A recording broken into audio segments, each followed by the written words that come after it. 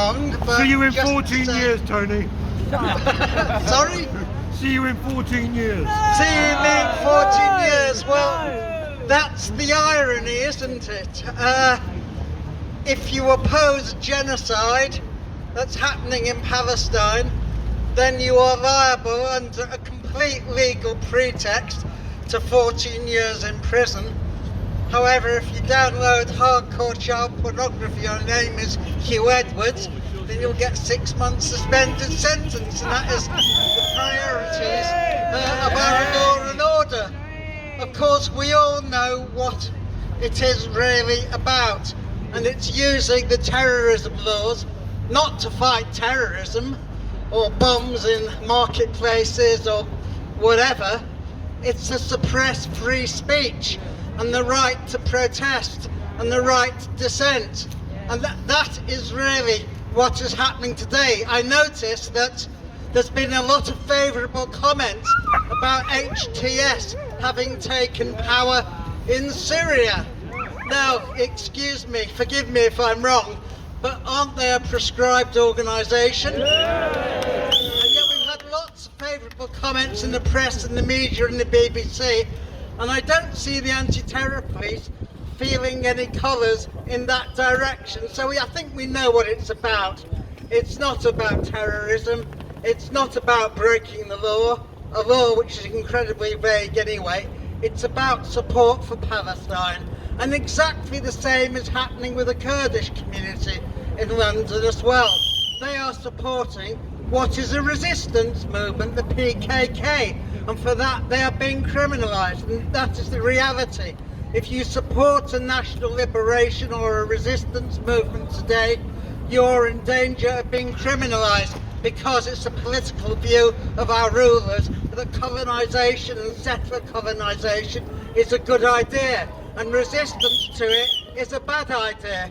I mean, it's nothing new, of course. When during the Second World War, the attitude of the Nazis to the French resistance and the Polish resistance was that they were also terrorists. So they're simply borrowing from the same fascist playbook when they banned and tried to criminalise people for protesting. So we should be under no illusions at all. And of course, 30, 40 years ago, if we had had prescription, then it would have been a criminal offence to oppose apartheid in South Africa, because Thatcher and Reagan called the ANC terrorists. So really, in the words of Thatcher's first foreign minister, Lord Carrington, one man's freedom fighter is another man's terrorist. It just depends really which side you're on. And we know which side the institutionally racist Metropolitan Police are on, and that is the side of the oppressor and the colonist and the imperialist. You won't ever get the police on the side of the oppressed for very obvious reasons. So thank you very much for coming out here today. It's not about me, it's about all of those people who've been arrested and harassed and had their equipment stolen by the anti-terror police up and down the country. People like Richard Medhurst, Sarah Wilkinson, Asa Winstanley, and so on. We know what you're about, and we got wise to it. You don't like those who oppose genocide. It is ironic, of course, there is an International Criminal Court Act which makes aiding and abetting genocide a crime, punishable incidentally by life imprisonment. I've yet to see Keir Starmer and David Lammy arrested, but I look forward to that. So thank you once again.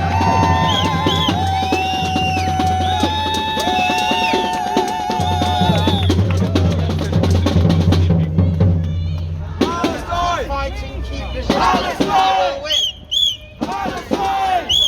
Yeah, simple as that. History is on your side, but of course, colonisers Free, need to be Tony prized out. Greenstein!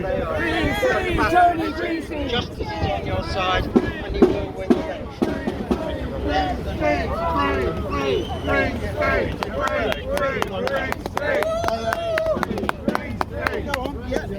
Thank you very much.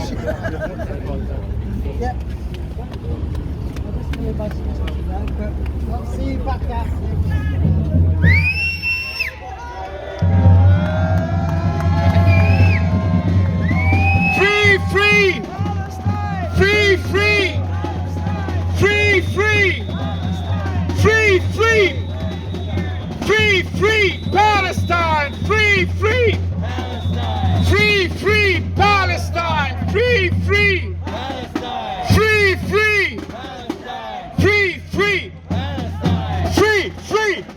Greenstein.